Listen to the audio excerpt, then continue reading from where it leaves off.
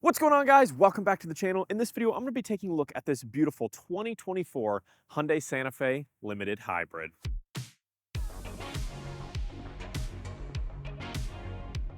So that's right, this is the hybrid model, so it's a little bit different than your traditional model. This has both a regular, kind of smaller engine, but also an electric motor that it is paired with. And we'll talk about all the stats on that in a second, but that's really the only major difference between this and the fully gas version, although the transmission is a little bit different also, and we'll get to all of that. But as far as like everything else goes, this is an entirely new model, right? The previous generation Santa Fe looked nothing like this, and I've got videos on that as well, and I'll put some side-by-sides here. I mean, it is a completely different model. This is essentially a baby Land Rover now, right? It's very boxy, very angular, a lot of aggressive lines, a ton of kind of H branding throughout, which Hyundai's doing a lot of. And we'll take a look at all of that in this video, but let's go ahead and get started. We have a lot to cover. So starting up front, obviously, I'm not gonna say every time something is different because like I said, all of it's different, but starting here up front, I mean, this is just an entirely different grille than what we're used to. It's very flat. There's a lot of accented pieces, but it's all revolving around this H branding, and Hyundai's really good at it. You've got H here on the headlights here. You've got a bar that runs across. You've got all these kind of rectangular accented pieces. Big H down here at the bottom. As you can see, it's like an elongated H here with your pillars here and then your crossbar here. And that kind of frames everything, right? You've got some little pass-through here, some cladding that extends up, plastic cladding here. You do have a front-facing camera here that works with your surround view monitor system. Then right here next to your front-facing camera, you actually have some active air pass-through. So they're closed right now, but when the battery needs to be cooled off a little bit, these vents will actually turn and open right up for you. Super, super neat process. The Ioniq 5 and Ioniq 6 have this too, so really neat that they integrated it into something that still is a hybrid, not fully electric. Really like that. Some parking sensors as well. You got a little radar here, some satin accents, and then body-colored pieces that split everything. The engine configuration is a little bit different. On the full ICE version of the Santa Fe, you're going to get a 2.5-liter turbocharged four-cylinder, 277 horsepower, 310 pound-feet of torque, 28 miles per gallon highway, 20 miles per gallon city. But here on the hybrid, you're going to have a smaller 1.6-liter turbocharged four-cylinder plus an electric motor. And combined, that's going to give you 232 horsepower, 271 pound-feet of torque. You go all the way up to 35 miles per gallon highway, 34 miles per gallon city. So that hybrid takes your fuel economy through the roof, especially for something at this size. And the full gas version is going to be paired with an 8-speed dual clutch automatic transmission. Here on the hybrid, you have a 6-speed automatic transmission. And then you have front wheel drive standard, but this actually has the H-Track all-wheel drive added on. And obviously we'll be doing a test drive, and I'll let you guys know my thoughts on how it actually performs with the smaller 1.6-liter turbo. So that's what we've got under the hood, but back here, this cladding extends up over the wheel wells here, some little parking sensors, reflector here, and then this Santa Fe is sitting on these 20-inch alloy wheels. Absolutely killer design. Hyundai is amazing at everything they do, and the wheel designs are no different here. Got a little Santa Fe badge here on the side. Then we move back up. We've got body-colored, power folding side mirrors here, integrated turn signals. You've got a camera. They're heated. They have blind spot monitoring built in, and if we push the little keyless access here, we'll go ahead and lock up, fold right in for us, nice and easy. Then we can put our finger back on there, unlock them. Then we can put our hand inside, open the door. They fold right out, no problem. Up top, you've got these massive black roof rails here, and you've got a split pane sunroof, so a little bit of a smaller one here and then a kind of more panoramic one back a little bit for your second and third row passengers. But again, like I mentioned, it's very Land Rover-esque with these body lines over the wheel well arches and then the body lines on the side panels here. Very boxy, very angular, very cool design. Some cladding here, little satin accent, and then more cladding at the bottom. So it's a little bit more rugged than you'd think at first glance. That cladding is really nice. All right, so moving to the back of the Santa Fe here, again, tons of changes. It's basically a flat design all the way down, and that helps with that boxiness that I was talking about. You have a little bit of a body-colored spoiler up top to keep stuff off your back windshield. No rear wiper, which is interesting. There is a rear wiper, and the little controller is right here for it. It just pops out from above and swipes down, so that's good. You do have a rear wiper.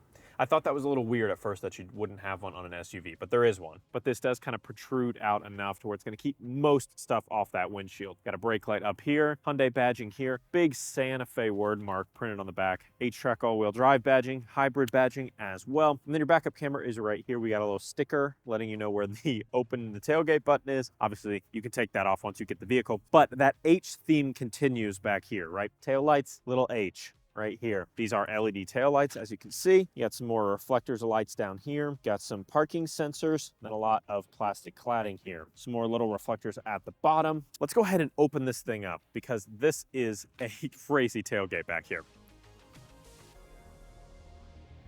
One of Hyundai's big pushes with this thing is to make it more capable for camping, right? So they've given you the super beefy roof rails up top so you could put a tent up there, but they also wanted to give you this extra wide opening here so you could lay all those seats down, you could put a mattress back here, you could store extra large stuff back here. They just wanted to give you as much capability as possible, and they've done this. This opening is incredibly large. I'll have the dimensions on screen if I can find them, but it's huge. Just take my word for it. It's a huge opening. Again, that H badging continues. You've got a little H up here, up underneath the tailgate. You've got a button to lower it and then a button to shut and lock it as well. So I went ahead and put all the seats up so you could actually see how much storage space you get back here with those third row seats up. Hyundai says 14.6 cubic feet. I don't know. I'll take their word for it on that. It's a very small area back here, right? It's my camera case. You could definitely fit it, but like nothing else. It's just not the most suitable, right? You do get this little area up underneath. There's a tire inflation kit back here, hooks, room for a cargo net, all that kind of stuff, room for a cargo shade as well, but really this isn't that usable. But if we go ahead and lower the third row seats here, now you're gonna get 40 cubic feet of storage space back here. We're starting to cook here. I can see the vision. Really, they should have just made this thing 2 rows, but nonetheless, they did give you 3 rows. You've got a 12-volt outlet here. You've got some cup holders for third row passengers, obviously some USB ports. We'll talk about that when we hop into the third row, but then if you need even more space, you can use these buttons here and drop your second row seats. Now we're at almost 80 cubic feet of space back here. I mean, this is insane. Some of you could pack your entire life into this amount of space. It's crazy. But that's pretty much everything here on the tailgate. We'll go ahead and close her up and hop inside.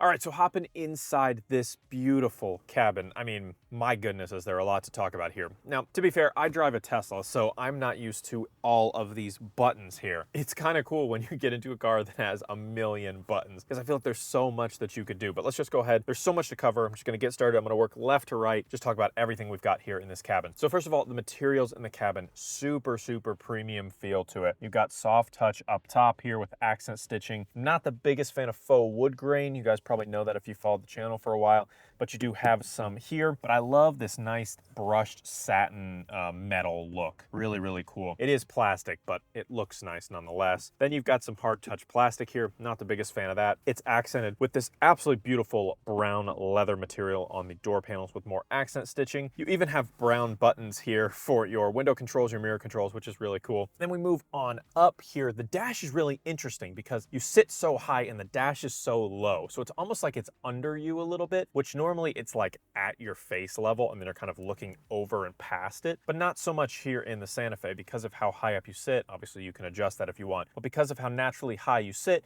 they put the dash really low. It's like the steering wheel's up, the dash is low. It's all interestingly laid out and I really like that. But anyways, the soft touch material up top with the accent stitching, that brown leather material runs across, or that faux wood grain. It honestly looks really nice. It doesn't look too plasticky, which is I think nice, but again, not the biggest fan of faux wood grain. It fits in this cabin, I'll say that much. You got a little bit of ambient lighting here on the sides. Now I talked about that H theme and it continues all over this cabin. I mean, on your vents, you've got little H designs. The steering wheel almost has this H design with this center pillar and the little bars coming off. Similar designs here on the little charging pad area, more on the vents like I mentioned. You've got little accents on the seating surfaces. You've got it above the glove box. It's everywhere. But speaking of this steering wheel, absolutely beautiful brown steering wheel.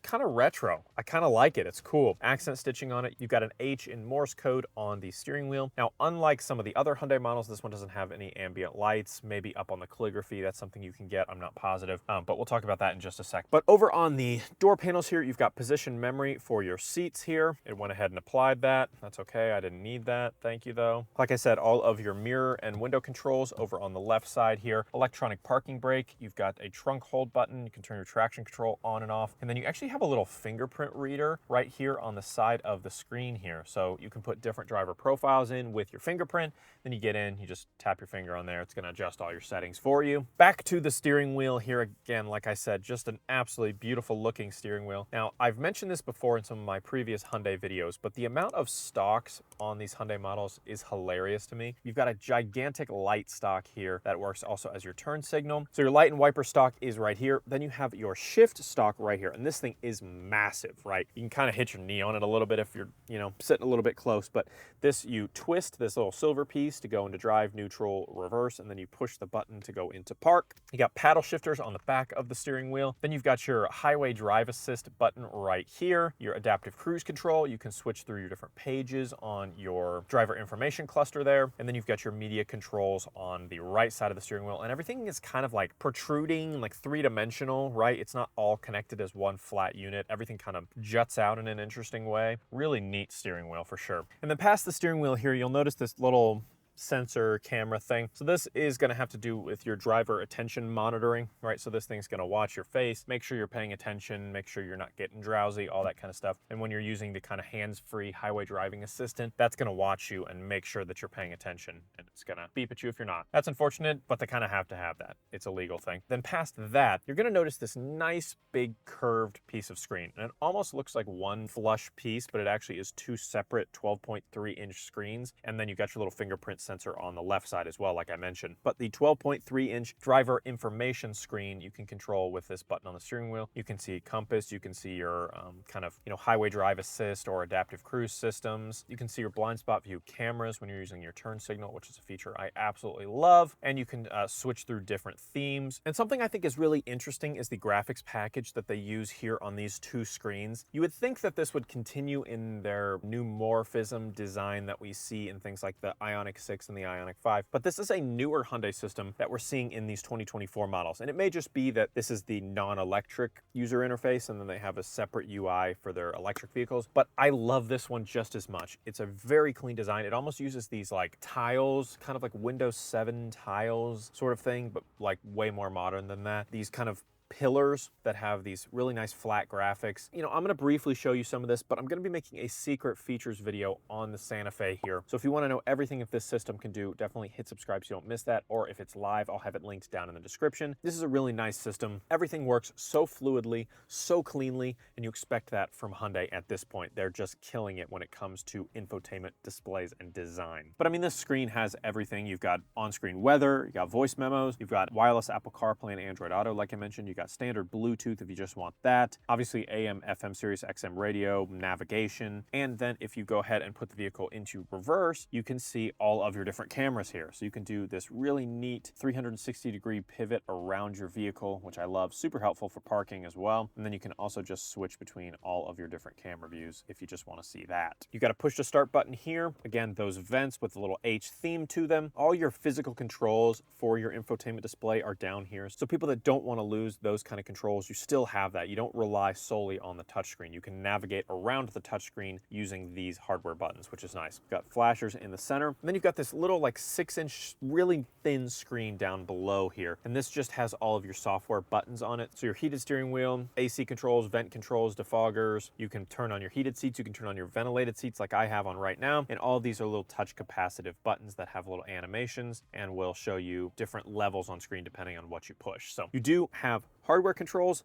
software controls, hardware. I mean, it's everything. If you need to do something, there is a button for it. Now, as far as the HVAC controls go, you've got a dual automatic climate control system here. So individually adjustable driver and passenger, you can sync those up. And then you've got vents in the second row as well. Past that, you have some more controls. So you've got your auto vehicle hold button. You've got your drive mode selector. So you've got My Drive, Snow, Eco, and Sport. You've got your four-wheel drive lock. You've got your hill descent control. You've got your parking cameras here that you can push to activate your parking system. And then you have your parking sensors that you can enable or disable. Now, the interesting thing about this USB-C port here on the left side is you can enable it to be data and USB if you want to use wired CarPlay or Android Auto, but if you don't and you just want to charge your phone, you can push this button and it'll switch it just to a powered port and not a data port as well, similar to the one on the right side, which is just a power port. So kind of neat that you can customize that. Then you have 2 Qi-enabled wireless charging pads here. Then over here, you'll notice this little UV button here. Now what this is it's actually a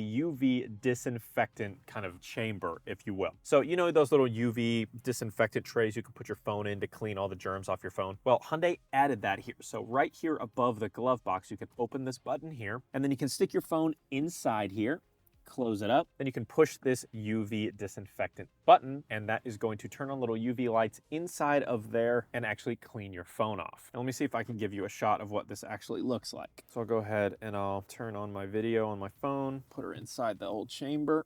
So that's really neat, little UV cleaning chamber in there for your phone. You know what, I'm gonna leave mine in there for a little bit, get it all disinfected, just in case. 2 cup holders here. You have more of this brown on the center console. You can lift it right up and you get access to your physical keys. You have a little removable tray, nice deep pocket. Wow, really deep pocket down there. Holy cow. Got a little organizer down here. You got so much space down there. That pocket is massive. Got a little LED light in there as well. Then you do have a glove box here you can open up, and then you have another little pad right above the glove box. Now, as far as these seating surfaces go, you can see obviously these beautiful brown leather trimmed seating surfaces. They have perforations down the center for that ventilation to pass through. They are heated and ventilated, accent stitching on the sides. Hey, they even have a little USB port on the side in case you want to charge your phone on the side of your seat. You can. Driver and passenger are power adjustable with heated and ventilation. Driver has position memory as well. Now, up top, you've got an auto dimming rear view mirror with your HomeLink garage door controls as well. Blue Link button up here, a couple LED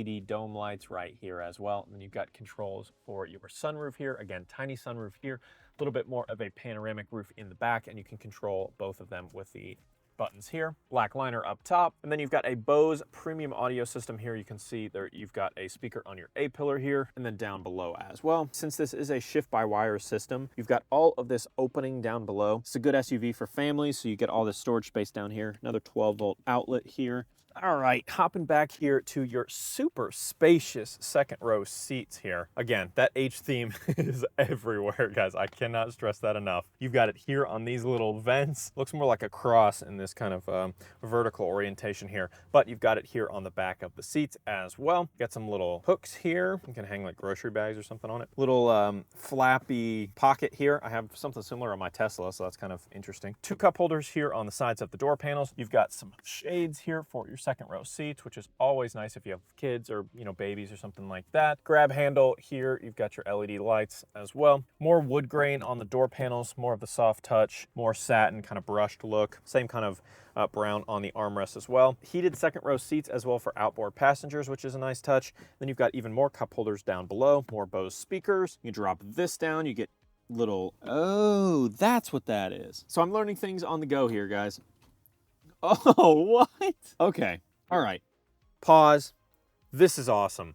So I'm just discovering things as we go here. This gigantic center console that I was just bragging about, it opens from both sides. So you can open it normally like this for front seat passengers, but then there's a button on the back. You can push this and lift it up from the opposite side, so second row passengers can get access to that little tray area as well. But if we close that up, you can actually pull the tray out here and get access to the bottom contents of that massive. I was just going on and on about how deep it was, and this is why. Because you can store stuff under here, and then your second row passengers can get access to it. So if you want to, you know, put snacks and stuff in there for the kids, or, you know, water bottles or whatever the case may be, you can put them in there, and then you don't have to reach back and hand it to them. They can just slide this open and grab access to those snacks or whatever the case may be. Very cool design, Hyundai. Got that panoramic roof here, like I mentioned. This little center console folds down. You get even more cup holders. I mean, this is cup holder city back here. Fold that up. These are 60-40 split second row seats, 50-50 split third row seats. But I mean, check out this legroom. I have this seat as the easy exit position too. So if I scooted this seat up to where I'd actually sit as a 6'1" driver, I mean, you'd have tons of legroom, tons of headroom, great shoulder room. If you've got 2 adults back here, this is a super comfortable ride for 2 adults. 3 kids, no problem. You got a flat floor here, no transmission hump. 3 adults could sit back here comfortably. 3 kids, no problem. 2 adults, luxury. And then like I mentioned, you do have 2 USB-C ports on the backs of these seats, which is super nice because you can just go ahead and plug your phone in there or iPad or whatever, not have to run the cord up through the floor, and that gives you more access for this giant tray. Let's hop to the 3rd row. All right, so I'm gonna show you guys the process of getting back here. There's a little button up top of the 2nd row passenger. You can just tap that. It's gonna fold and slide, nice and simple. And you can climb back here. And then we can slide this 2nd row seats back.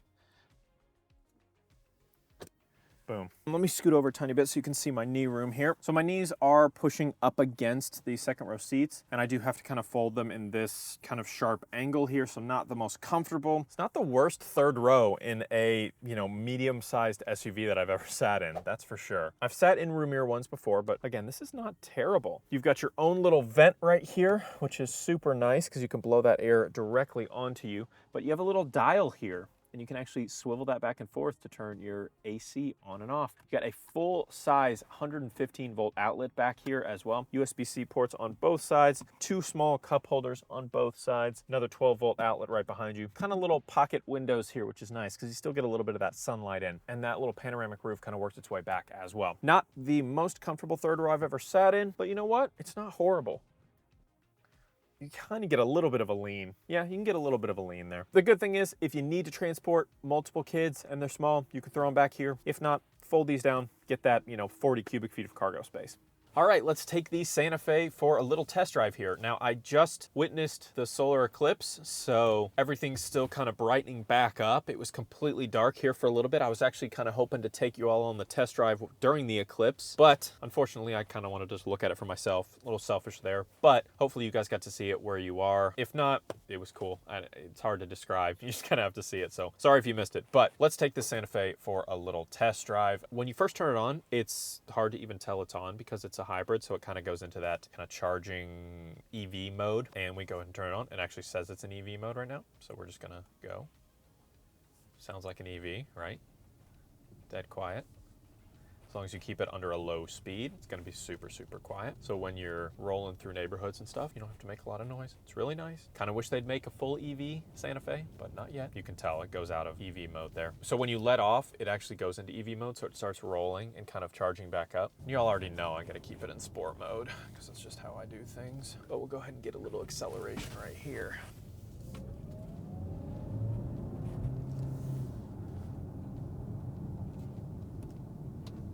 Fine. Nothing crazy, but I mean, it's got 232 horsepower in a pretty large SUV. Can't expect anything too crazy. I love those blind view monitors. I have them in my Tesla, but they're over here on the screen, and here they're right in front of you. It's a little bit easier to see. Well, while we're going, let's go ahead and get a highway DB test.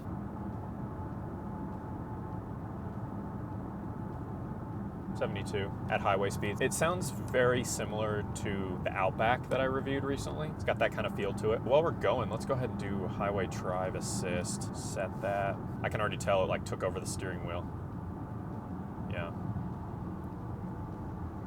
Yeah, you can tell. So there's a little green line that appears. So yeah, it's driving me.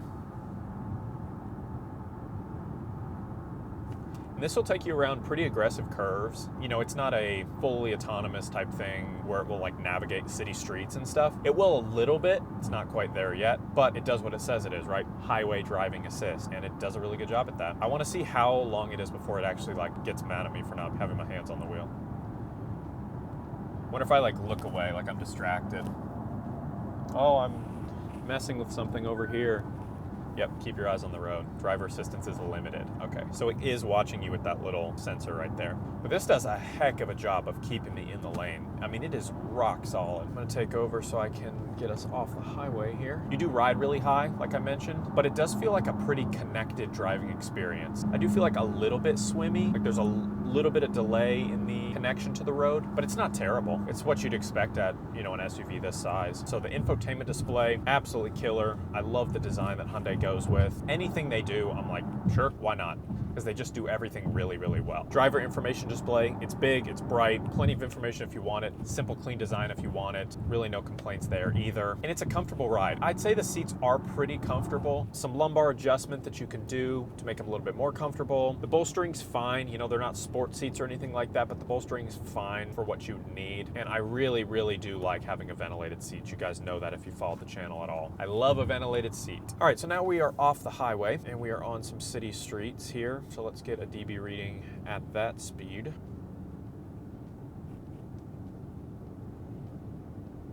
Right around 64. Let's go ahead and get a dB reading at idle.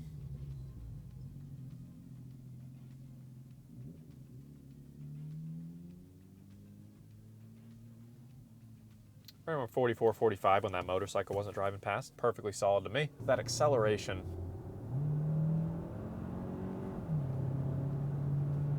It's not gonna blow you away. So let's talk about 3 things that I love and 3 things that I don't like as much. I think first and foremost, the design I absolutely love. I know it's a little bit controversial. They took a big step here. There's pretty much nothing that Hyundai makes that I think is ugly or doesn't work. I think they're on the cutting edge of modern design, and I really like what they've done with the redesigned Santa Fe. I think the interior, although I'm not the biggest fan of wood grain, I think it's really nice. Like, there's some elements that I like more than others, but I actually really like a brown interior. I'm a big fan of that, so I think they did a good job here. And for number 3, I just love the infotainment displays that Hyundai does. They have such a high refresh rate. They're so crisp. They're just really, really well done always. So I'm a big fan of everything that they do when it comes to their infotainment displays. Now, 3 things that I don't like as much. First and foremost, I'm just gonna say I don't really like the wood grain in here. If you're gonna use wood grain, this is one of the better implementations that I've seen. I just don't like wood grain in cars. I think it looks cheap. I don't really think it feels premium. It just feels fake. 2, while I love the design of the inside of the cabin here, a couple things stand out that I really don't like. One is just how many stalks there are. Just not a big fan of that. I think they could clean it up, put the lights and wipers on one stalk, and then put the shift on either a little toggle somewhere in this area and just take it off. There's just too many stalks, so it's too busy. Just not a big fan of that. And then additionally, while some people may love the just plethora of buttons and dials and some touch capacitive, some physical, I think it's a little chaotic, and I think there's just a few too many buttons. People that like buttons, you're gonna be in heaven. People that don't care as much about having a lot of buttons, me, it's a little messy and a little chaotic. And I think if I absolutely had to pick a third thing, which is actually kind of tough because I really like everything about this vehicle, this hybrid specifically is not that fun to drive. The 1.6 liter just feels a little bit underpowered for this size vehicle. I have not driven the 2.5 liter turbo, but I imagine it is a more enjoyable experience. While you're sacrificing performance, enjoyable drivability, you're gaining a significant step up in miles per gallon. I mean, you go from 2820 to 3534. That is a massive jump in something that's this size. Although it's not the best, most enjoyable, exhilarating driving experience, you sacrifice that for the fuel economy. So thanks so much for watching, guys. I really hope you enjoyed the video. If you did, drop a like. Let me know down in the comments what you think about this 2024 Santa Fe. Do you have one? Are you gonna pick one up? Let's talk about it down in the comments. And don't forget to hit that subscribe button to be among the first to see every single new video the second I hit publish. We'll see you in the next one.